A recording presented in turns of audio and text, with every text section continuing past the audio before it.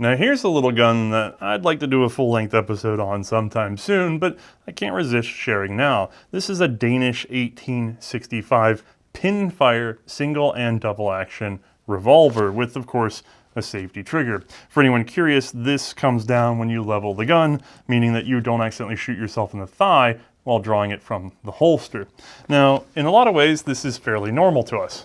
We have single action, boom, and double action. Although, think about it, 1865, that's pretty advanced, even if it is a pinfire metallic cartridge.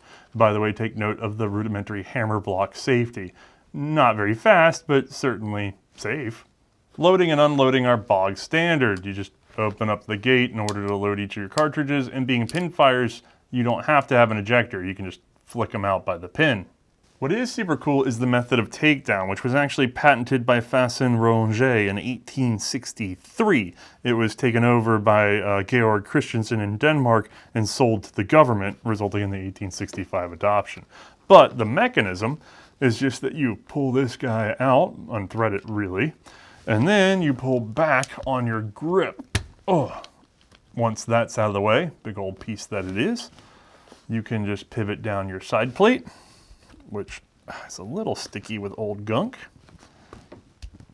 There we go. And then boom, you're in the action. Now, if I had the cylinder out, we'd be able to pivot this far enough to lift it away and fully disassemble the gun, but there's no need because as a regular soldier, you can just go ahead and oil this up, clean it out, and then put it right back together and be ready to rock and roll in no time, with a minimal chance of losing the smallest part, which is still about as big as my thumbnail with a thing sticking out of it. So maybe not ideal, maybe a latch would be better, but still pretty cool. Now, if you look at Danish literature, they'll tell you that this was introduced by Christensen. The only reason we know it was actually developed by C&Rsenal is because of our revolver project. So you can check that out on our website, where we share, frankly, thousands of patents for you to do your own research. Or you can just go watch our regular episodes.